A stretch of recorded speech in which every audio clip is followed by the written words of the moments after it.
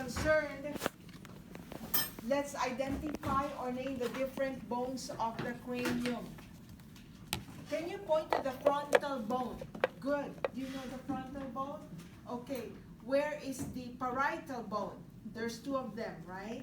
Okay, did you notice that the frontal bone is connected or joined to the parietal bone through this suture, right? This is a joint. This is a sutural joint. This is a synarthrosis. The name of this suture is coronal suture. Remember, a coronal cut or a frontal cut divides the body into front and back. And if you wear a crown, you have to wear a headband to keep that crown in place. So that's how I try to remember. I like to ask this question. If I made a smear of the suture, I will see bone cells, true or false? And the answer is false. It's the suture. There's no bone cells in the suture. Bone cells are only found in the bone. So in any joint, there's no bone cells. Now, the two parietal bones you see are connected by two, right? So this is a sagittal suture, right? Remember, a sagittal cut divides the body into sides, right side, left side. So that's called sagittal suture, okay? Then you see the occipital bone in the back. Okay, the suture that connects the occipital with the parietal bone is called the lambdoid suture. Lambdoid suture. That's the only thing that I'm trying to think of, something to help us memorize or remember. How do you remember lambdoid? Just memorize it. Just memorize it. What's the first one called? The first suture? Coronal suture. Coronal suture. So coronal suture. What's this suture? What's the name of this suture? Sagittal. What's this one in the back? Lambdoid. Lambdoid suture. Okay. Next, go to the side. So you see the parietal bone. You see that, right? And then there's another suture there connecting the small temporal bone with the parietal bone. You see that? The temporal bone looks like a fried egg, right? Do you remember the fried egg? When you fry egg, okay? Mm-hmm. So the suture here is called squamous suture. I think the reason they call it squamous suture is because the squamous cells look like this, flat, like one squamous cell. So squamous suture, okay? So what's this bone right here? This is still called The occipital. is still the occipital bone, okay? Sometimes I'll put the marker on this side, and then you just panic. It's still occipital, right? I'll point it to the end, to the very, very end. Okay, now, you look at your temporal bone. Look at the temporal bone.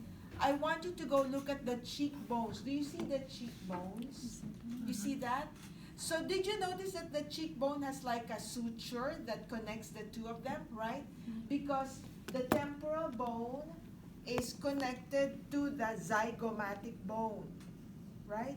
So don't forget, if I have the marker here, right here, over here, I want you to identify it as the zygomatic bone because it is the zygomatic bone, right? So the fat bone is the zygomatic bone. This thin one right here that protrudes from the temporal bone is actually part of the temporal bone. This is called zygomatic process of the temporal bone. So, you heard me say the word process. A process is anything that sticks out. So you notice this one, the zygomatic bone, the process, see? Sorry. The temporal bone has the zygomatic process, it's sticking out. A process is anything that sticks out. Okay? So again, what are the different cranial bones you see right without opening the skull yet? Frontal, Frontal, the two parietal, the occipital, and the temporal. and temporal, right?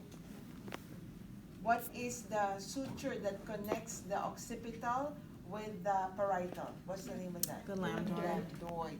How about the temporal with the parietal? Squamous suture, right? And then the frontal to the parietal is the coronal suture. And then the two parietal bones, sagittal suture. Let's open our skull. Open the skull. Take out the calvaria. This is called the calvaria, okay, or the skull cap. And you look at the base of the skull. These two bones right here, there's two more bones that make up the cranium, okay? So, you see this biggest opening, the foramen magnum, right? So this is the occipital bone, right? And then you see here, there's still two depressions that look like a butterfly. You look at it, looks like a butterfly. Doesn't it look like a butterfly? That's the sphenoid bone. That's also part of the cranium. Sphenoid bone. So now you have frontal, parietal, temporal, occipital. You have sphenoid bone. The sphenoid looks like two butterflies, right? And it's very important for you to note a very prominent depression right there in the center of the sphenoid bone. That's called the sella turcica. You see the very prominent depression there? I like to ask that in the test, and you should remember that when you go to Bio 242. Okay? This one, the sella turcica, it contains the pituitary gland, which is a very important gland, endocrine gland. Secretes your growth hormones. You ever heard of giants? Yeah. So sometimes that gland enlarges and they will complain of severe headaches. And the reason is because the bone does not expand. The bone is hard. So when the gland enlarges, they got a brain tumor. It's so painful, okay? And also, that's reason number one. Number two, another complaint, if there is pituitary gland enlargement, is vision problems.